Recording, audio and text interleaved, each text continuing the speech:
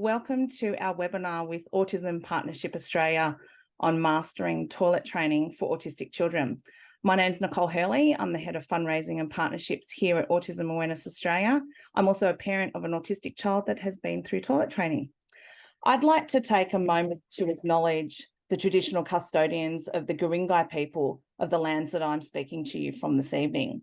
I also acknowledge the traditional custodians of the lands of which each of you are joining us from tonight, and may we pay our respects to the elders, both past, present and future.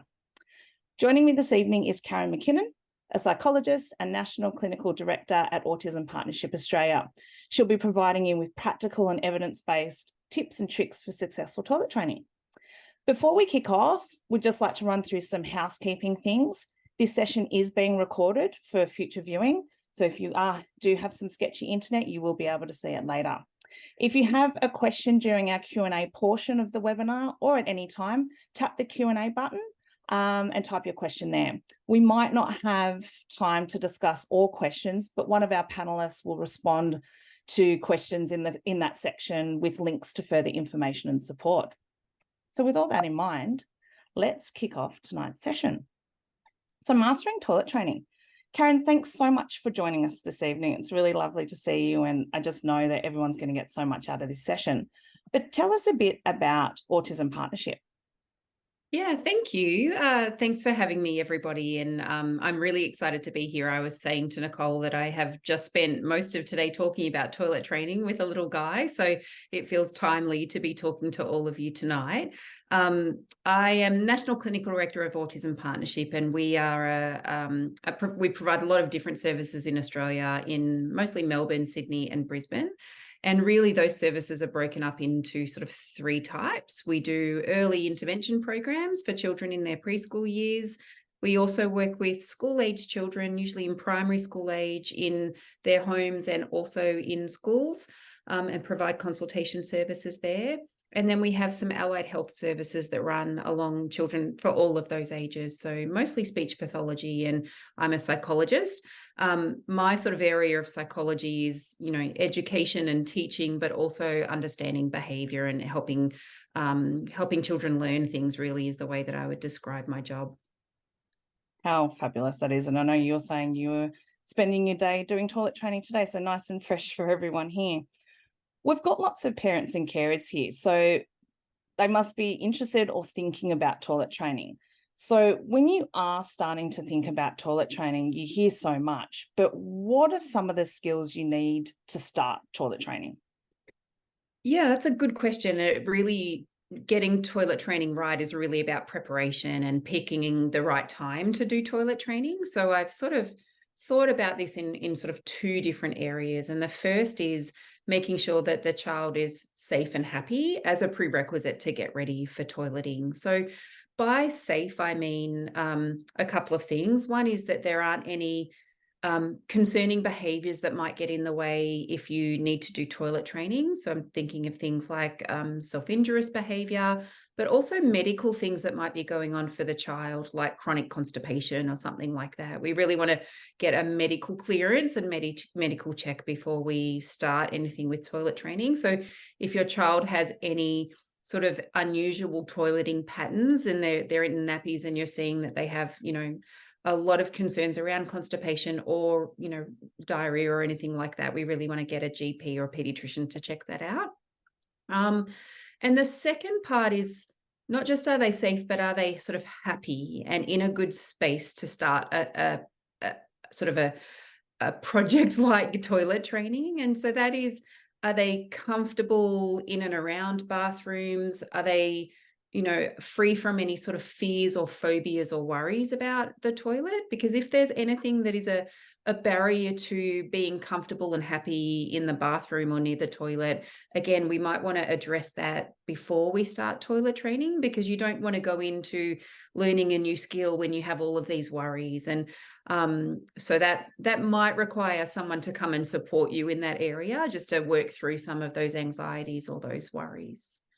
And then we have a couple of other really practical things, like is your child motivated to start toilet training, and do they have the desire, or can we create the desire to help them prepare for toilet training? The motivation, people do that in different ways, and that sort of depends on your beliefs about toileting and beliefs about learning. But some people will think of using motivation and rewards and things like that. Other families will try to do toilet training without that. But if motivation is important to your child and you're happy to use it, I would say make sure that those things are in place and ready. And then the other thing is the skills, those sort of prerequisite skills. So does your child have all of the things they need in order to get started? And interestingly, we'll talk in a second about what are those prerequisite skills, but there are some things that are not necessary that we should talk about too. For example, your child being able to pull their pants down and pants up isn't really a prerequisite to starting toilet training. You can do that step later.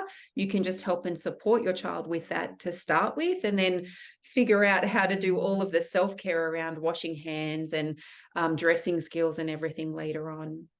The same as imitation or copying isn't a prerequisite, and also language isn't a prerequisite. So understanding instructions or being able to follow instructions isn't a prerequisite for toileting either. You can work around that. So I know there was a question that came through today about, can you start toilet training with a child who's non-verbal? Yes, you can. And it's just about helping find really clear alternate communication strategies to support that.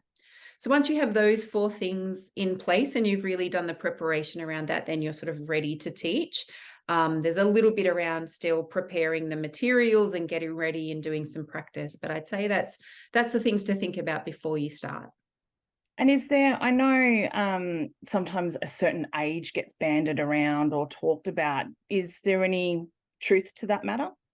Yeah, I mean, there's sort of what is the range in which many children start toilet training, and the figure that people will talk about is sort of 18 months to 3 years. But in the autistic population, that can move out to children that are sort of 4 and 5 years old.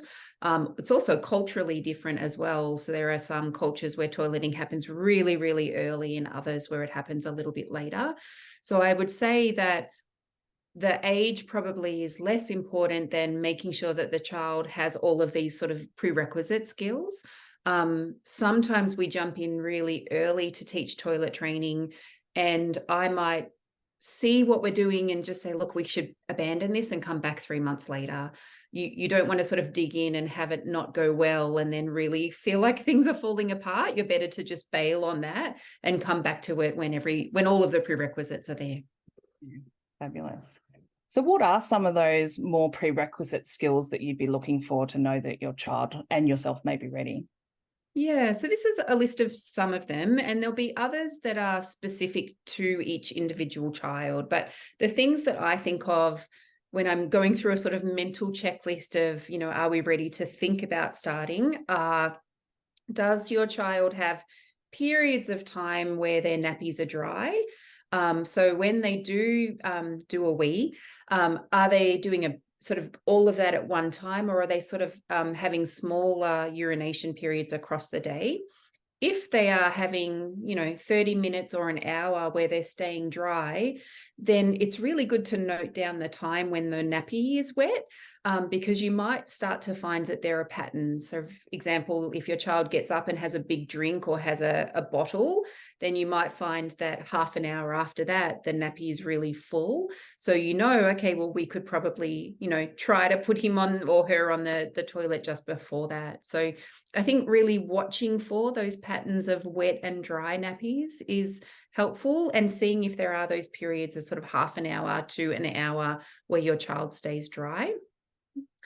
I also think that being comfy, I think I've got on one of the slides coming up, is really important. So if we're going to be calm and content and happy to go along with toilet training, then being able to sit comfortably for many minutes is important. And that doesn't mean sitting non-stop for 15 minutes. Your child can hop up and move around and wiggle a little bit.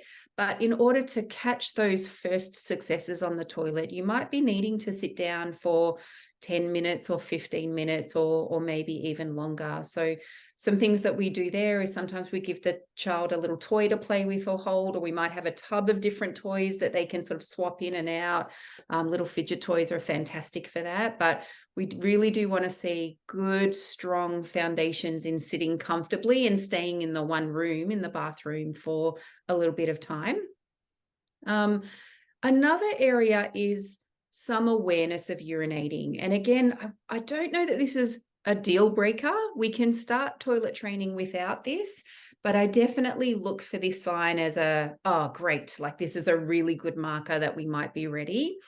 And you might find those signs in unusual places. So I'm thinking of when your child has a bath and you first stand them in the bath and they wee as soon as you put their feet into the warm water.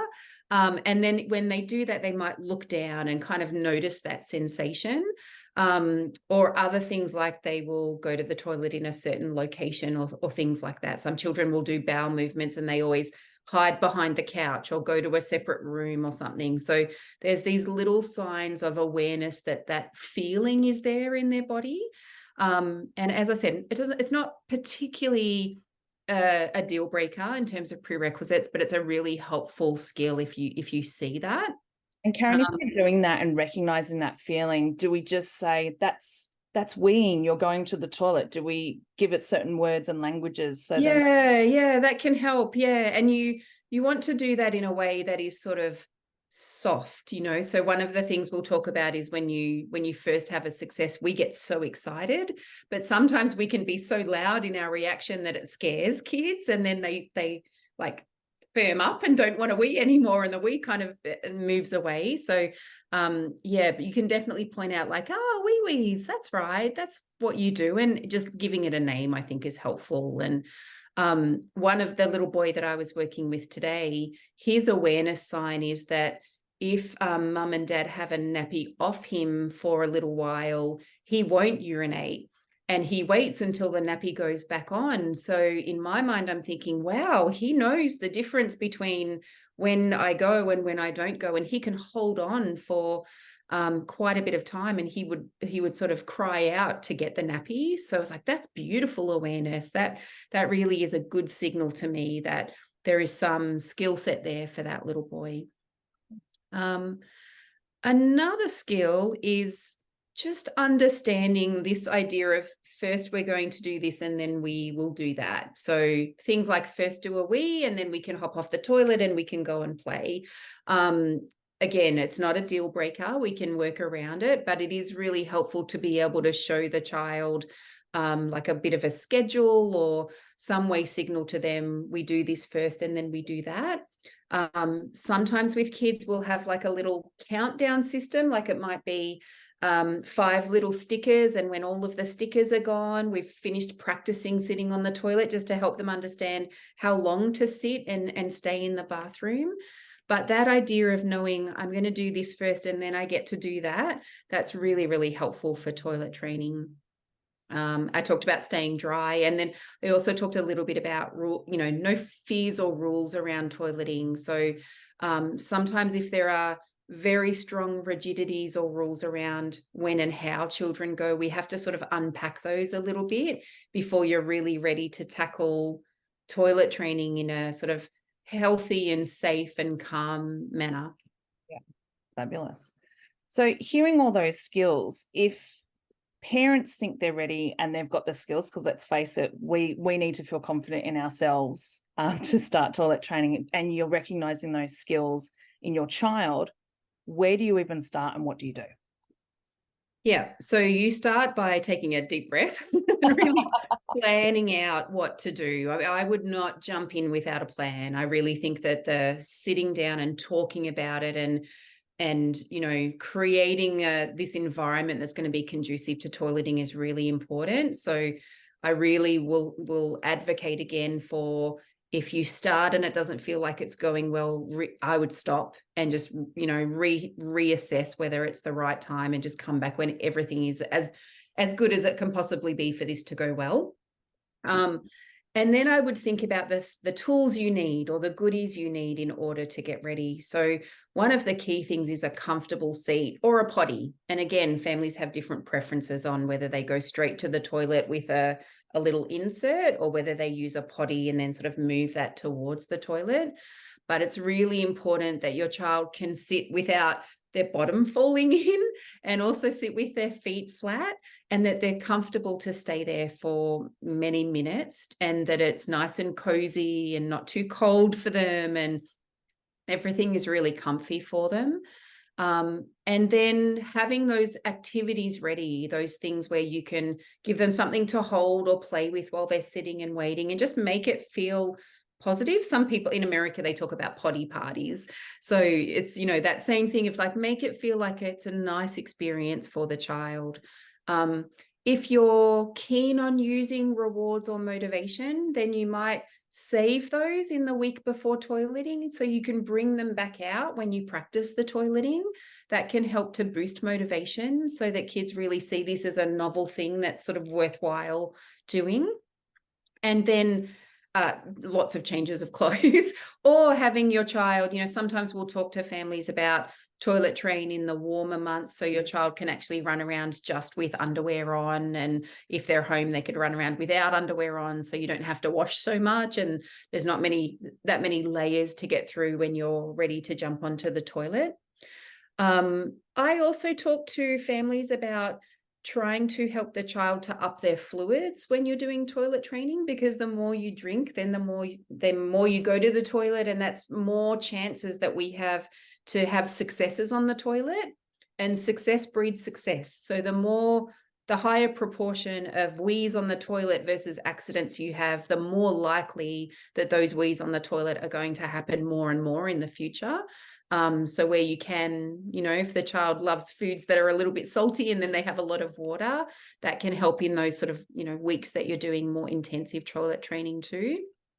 And then preparing your own time. So this is really important for families to think about, is the time commitment that it takes. There's different methods of toilet training, some that are more intensive and some that are more sort of scheduling a session, you know, a couple of times a day. So depending on the type of toileting plan you have, really preparing your time for that. I would be thinking of the sort of mental load of no less than 2 weeks, really, to get some headway with this, no matter which plan you go with. But just what does that look like if you are parenting with a partner, or if you're single parenting? How do you put time and space away if you have other children and you're doing a little bit of, you know, 15 minutes sitting in the bathroom is a long time if you have other children running around who also need your attention. So who's your support network? When will you do this? How do you prepare? And there might be many, many people and many families where some extra either support from a professional in sort of getting ready, or support on the ground with support workers or therapists that work with you might be helpful too. So really the planning is all a lot of what you need to do before the sort of execution part comes in.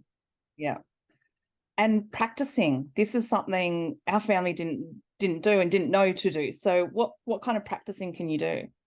Yeah, so the practicing is like, I don't know, I'm from Melbourne, so we talk about AFL a lot, but it's the Auskick practice before the games, before the footy games. So it's really building the skills for the child in all the components of toilet training. So even without focusing on a child doing a wee, we would practice sitting on the toilet for 5 minutes, and then 10 minutes, and then 15 minutes. And that's what we were doing today. We had the little boy go in, and we're just practicing getting comfortable staying there for that long. You might consider, if your child is really visual and is into sort of YouTube and things like that, you might consider showing some videos or some books if they're interested in books. This one here is Pirate Pete. And we have a resource, a handout for you actually. So I've put a few links to different videos of toileting, some that are CoComelon. I know CoComelon is huge right now with kids, and some Little Princess ones and things like that. But it can help for some children to watch that and to talk about toileting and what happens, and to show the sort of praise that comes when you do a wee on the toilet. And then you might practice just even staying in the bathroom. For some kids, that is hard, even just the idea of not leaving the bathroom and spending a bit more time in there. For other kids, it's also a little distressing or uncomfortable to not have the nappy on. The nappy is a little bit like a security blanket.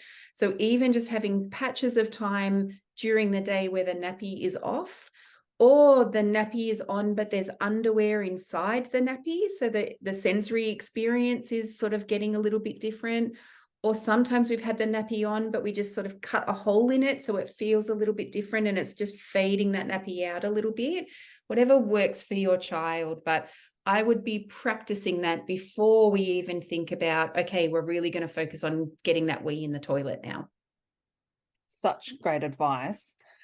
It can be really confusing sometimes if you've got friends or family going through toilet training at the same time, but they're toilet training a neurotypical child, and you hear all these different approaches. What approaches or ways to toilet training would you recommend? Yeah, and I think I'd start with, as a parent, you're going to know what works for your child. So you can take and listen to all of the advice, and you can let some of it wash over you and move on. And you can take the other practical advice where you think that's really going to work for my child. I'm going to steal that and I'm going to take that, and build your own little plan. So really don't feel like you need to take everybody's advice, because nobody knows your child the way that you know your child. And then we have lots of options on approach. So the first one I'd talk about, the distinction would be schedule training versus initiation training. So just to define what those are, schedule training would be at a certain time each day, or a couple of times a day, we go into the toilet and we sit there and try to time it with when the child might be most likely to wee. And you'd sort of sit and stay there until you get that wee on the toilet, and then you jump up and you'd leave. Initiation training is much more intensive. So that's a little bit more of a like camp out in the toilet and stay on the toilet until the wee, and then go for a half hour and then come back and camp out again. So that's very labor intensive. So most often we start with a scheduled training, because it's just a little bit more of a sort of soft entrance into toileting. And then you have other things to consider around your approach and what suits your child and your family. Things like, will you use rewards or not? Do you want to have the child lead, or do you want to have a little bit more adult-led process in toileting? Do you start with one person, one family member doing the toilet training, and then help the other people, the child get comfortable with other people? Or do you go with everybody in the family, mum and dad and grandpa and grandma and all of those people all at the same time? Do you teach in one bathroom with one toilet, or do you teach it maybe at your child's childcare and at home and at grandparents' house at the same time? So that all needs to be factored into your plan, and really led by your child's preferences, your family's preferences, and what you think might work. Absolutely. That's such great advice and practical information, Karen. Thank you so much. We're going to, so once you've strapped in, or you've made that decision, what approach, when you're going to do it, it's quite common that you're going to come up against some challenges, and many families might come across those challenges. What would be some of those challenges from your experience, and what can you do when you're faced with those challenges? Yeah, there's quite a lot of things that can be a challenge as you're going through, and some of them are harder to tackle than others.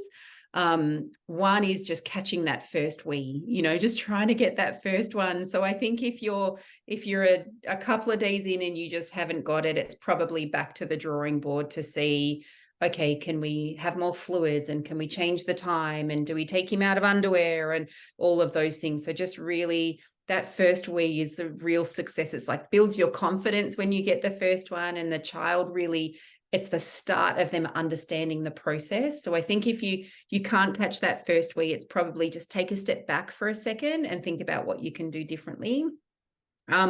There are kids that can hold on all day. I think that's quite concerning when that happens. So I would talk about sort of getting a professional to come in and really work with you on that, because you don't want your child to get a urinary tract infection, and you really want to make sure that they're doing okay. There's other things like, should boys sit or stand? When do you get rid of the nappies? Like, if you're starting to work on toilet training, should your child be in nappies for the rest of the day? I definitely feel like the quicker you can get out of the nappies, the better, because it's confusing to a child, sort of moving between, sometimes are we in a nappy and sometimes are we in the toilet. So sometimes families will save the nappy for car rides, for example, and then nighttime, or if they're going to a special event and they just don't want to worry about, clothing and accidents and things like that. And then nighttime training is a whole other half hour. I think there's so much that that needs to be done, and it's really common. I can see actually Emily has put a few questions in here around nighttime training. It's really common for that to be way later than daytime training, sometimes many years later than daytime training. And I'm not too concerned about that being, quite late. I think one of the questions was actually about a child who's sort of dry for 5 nights, but then will have an accident. I would be inclined to look at a child being dry for a month before you fade nappies out at nighttime.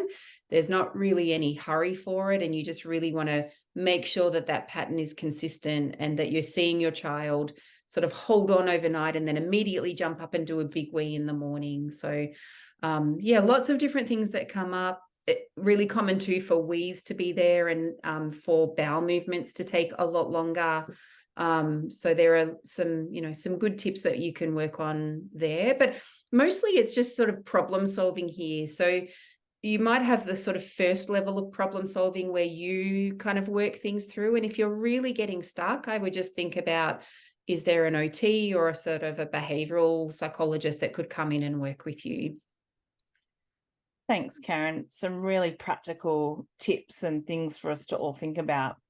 And we've started already answering some of the Q&A. So this is the official Q&A. So if something's prompted during the webinar, chuck it in the Q&A now. But there has been some questions around regression. So you've started, everything's going well, and then all of a sudden things aren't going well. What can you do around that? Yeah, first thing with regression would be making sure that there's no medical reason for that, because children can regress in toileting with things like they've been ill, or there's been sort of a significant life event or something like that. So I just check that there's no underlying medical concern. And then what I usually say about toileting in each other area is, sometimes with autistic children, you can go 2 steps forward, 1 step back, and it feels a little bit like that. The child is sort of continuing to grow, but actually the experience is, it feels like this over time. I usually just go back to the things that worked the last time and try those things again. And what you find is, each time you feel like it's a back step, it's a quicker amount of time before you get back to where you were. So you might have taught it the first time in 3 weeks, and then there's sort of a back step, and then the next time it only takes you 1 week to teach it. So it may, if there's no medical reason for it and it's just sort of that skill has dropped away, I would just go back to the same principles of how you taught it the first time, because that was successful, and just do that, and perhaps boost the motivation a little bit as well, and see if that makes a difference. Thanks, Karen. There's lots of questions about mastering number 2. So kids have mastered wees, and this particular question is, they wear their undies all day and they're able to do their wees, but asking for pull-ups to do a poo. Any advice there?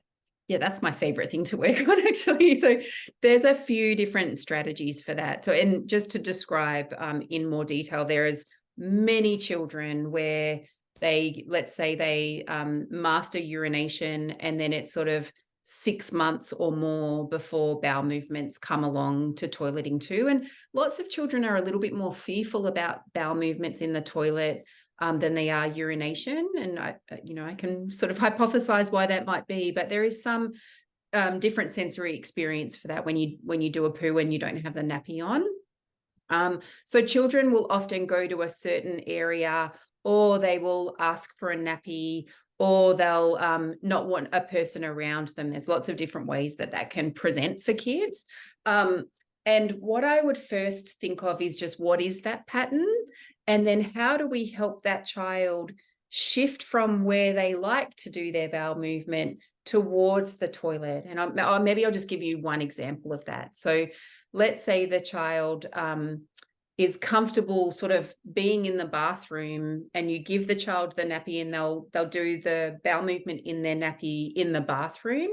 Well, we can just then say, okay, you get the nappy in the bathroom, now you get the nappy in the toilet, now you get the nappy and you have to sit down on the toilet with the nappy on. And then I've seen families do this so well, they actually will cut a little hole in the nappy. So the nappy is still on and it still feels nice and safe and, comfortable around the child's tummy, but the hole gets a little bigger and a little bigger until the child gets comfortable sitting on the toilet and doing the bowel movement in the toilet. That's just one example, but I think of it as you're sort of shifting slowly from where they do it and are comfortable towards that bathroom and towards the place where you'd like them to do it.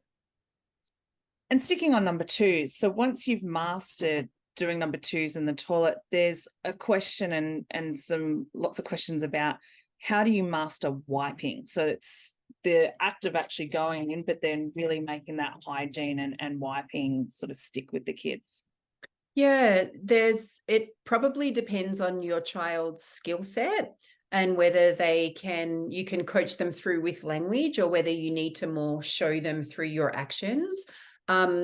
We have done programs before where we practice, perhaps with a balloon and some Vegemite, the skill of wiping until clean. So the child gets a sense of what clean and dirty is when it is in relation to toilet paper and sort of a brown stain. So that can be helpful. But then wiping in front of you is very different to moving your hand all the way around to the back of your bottom. So there's also a bit of a skill set of that, of just practicing wiping in the right area. I think there's some practice that you can do, like the Auskick analogy, away from toileting. So just practicing that at a time where the child hasn't done a bowel movement can build the skill, so that when they're in there, they sort of know how to do that and know how to maneuver themselves physically to do that too. But again, it can be a little while after your child does the poo in the toilet that the wiping is mastered. So they kind of come in a little bit of an order over time. Those skills progress over time. Yeah. Love the balloon and Vegemite. One question, do you have any ideas on how to address defiance? So this question is around a 4.5-year-old child who has ODD and 2E and understands everything but doesn't want to. Yeah, I think that is going to make toileting hard unless they want to do that for themselves. And I would think about working on those sort of cooperation and willingness skills outside of toilet training first. There's quite a few different areas that are really challenging to sort of move forward in for children that are perhaps more defiant, as the person who's listening described. Things like trying new foods and toileting, those sorts of things, they're hard to help a child make a decision to do that. So my thought would be, before you think of toileting, really thinking of building those cooperation skills. My suggestion also would be that would require some professional support to work through that. And what kind of professional support is there, Karen?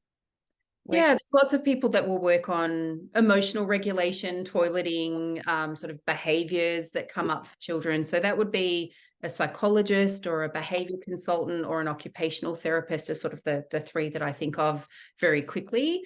There's also people like dietitians and pediatricians that might help with some of the more nutrition and medical areas as well. But I think if you're looking for those really practical, what do I do when this happens? It's really an OT, a psychologist, a behavior consultant. Right. A couple more questions around sensory issues. So we know a lot of our autistic kids have sensory sensitivities, and it can be really cold in a toilet outside of like a toilet cover or a seat warmer, which may pose some other issues when you're toilet training. What are other strategies to help with sensory issues with toileting? Yeah, I think those are good ideas, actually, keeping the room warm. And I know even for me, there are children that don't like cold wipes in nappy changes. So I do run them under warm water and just make that a little bit more of a pleasant experience for the kids. So if you've tried all of those things and those aren't working, I think you've either got the strategy of provide them with other things that might distract them from that sort of focusing on that sensory experience, or away from the toileting, practice how that sensory experience can be a little bit more comfortable for the child. So that doesn't have to be in the moment that you're toilet training. It can be separate to that. So what that might look like is, if your child doesn't love the cold seat, you can go in there and just, show them around the bathroom and make sure they're having fun in that room, and or try a different bathroom where there's a different toilet seat. Like I would try to work around it,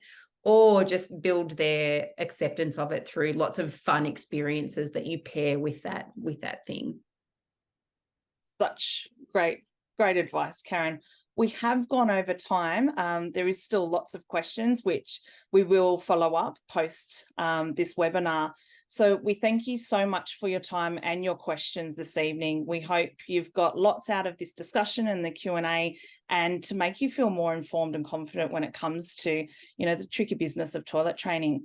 For more information and support, we do encourage you to download the additional resources booklet via the QR code that's on the screen now. You can also reach out to Autism Partnership directly with any further questions.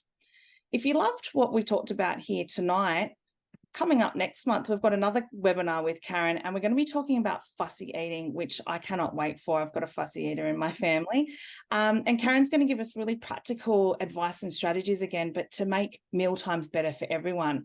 You're able to register now on our website at autismawareness.com.au, or also via the QR code that's on your screen now. If you're looking for other information or aspects of autism, we encourage you to visit our websites and follow us and Autism Partnership on our social medias. We're on Facebook, Instagram, X, and LinkedIn. We'll keep that up for a couple of minutes while you take down the details, but you will be receiving a post email from this webinar with all that information. So once again, thank you so much, Karen. There's been such sound advice, tips and tricks, some really great questions from the participants here today. And we thank you for joining us, and we wish you all the best in your toilet training endeavours, and we hope you enjoy the rest of your night. Thank you so much for joining us. Thank you so much. Thank you for all your questions.